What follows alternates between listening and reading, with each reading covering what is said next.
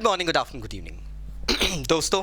Kevin sir back from personal tutor. Standard 7th history playlist आप लोग देख रहे हैं। Chapter is devotional paths to the divine.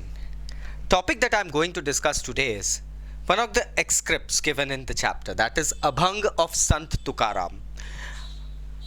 We just saw that between 13th to 17th century there was a gradual growth within the state of Maharashtra of some saints and poets जो भक्ति धारा से काफ़ी जुड़े हुए थे।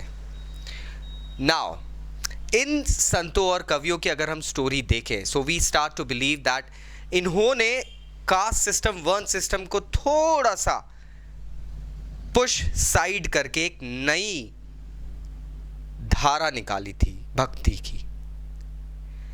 They believed कि भक्ति का मतलब होता है helping the people in pen.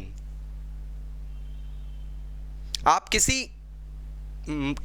जरूरतमंद की मदद कर दो, भगवान आपसे खुश हो जाएंगे। They believed in discarding the rituals, the pomp and show, the worship, everything, just remembering God with a pure heart. इन लोगों की कविताओं को अभंग कहा जाता था। अभंग काफी हद तक महाराष्ट्र में आज भी, if we say Vitthal, it's a form of Lord Vishnu, Pandharpur area से काफी फेमस हुआ है। संत तुकाराम के अभंग को एक बार देखते हैं और समझते हैं वो क्या कहना चाहते हैं। He says, "He who identifies with the battered and the beaten, mark him as a saint, for God is with him." जो इंसान एक दुख में डूबे हुए इंसान की, एक परेशान, एक दर्द में डूबे हुए इंसान का दर्द समझता है, उसका दुख समझता है, उसे संत कहो, क्योंकि भगवान ऐसे ही लोगों के रूप में हमारे पास आते हैं। He holds every forsaken man close to his heart. He treats a slave as his own son. वो भगवान जो है, वो इंसान भगवान रूप हो गया है। भगवान ने इंसान के रूप में आपके पास दर्शन दिए। वो हर उस इंसान को जिसका तिरस्कार कर दिया गया है, फॉरसेक कर दिया गया है उसको, वो उसको गले लगाता है।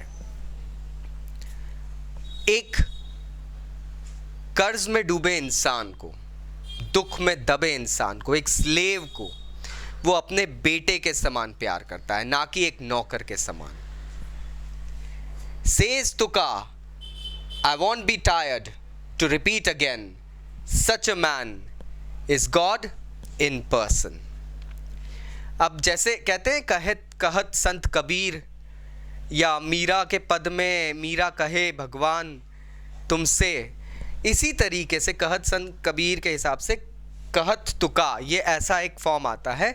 सेज तुका, तुका कहते हैं कि मैं इस चीज़ को बोलते बोलते थकूंगा नहीं, कि ऐसा ही इंसान जो इन क्वालिटीज़ को अपनाता है, सच्चा भगवान है इंसान के रूप में। So now we know basically कि यहाँ पर एक भक्ति धारा का ट्रेंड चेंज हो चुका था। Total new leaf was added to the book.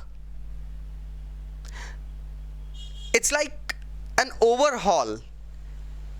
They were not asking you to go ahead and leave the world, asceticism पे चले जाओ, वनवास पे चले जाओ, वैराग्य का जीवन जी लो। No, they actually were looking forward for people so that they could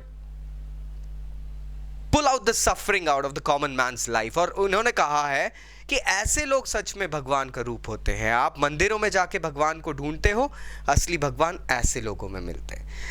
I hope now you got the crux, you got the explanation as well, my friends. Still अगर कोई doubts है तो please नीचे कमेंट बॉक्स से comment करना मत भूलना। I'll be going ahead and replying back. Thank you very much. Take care. Bye bye.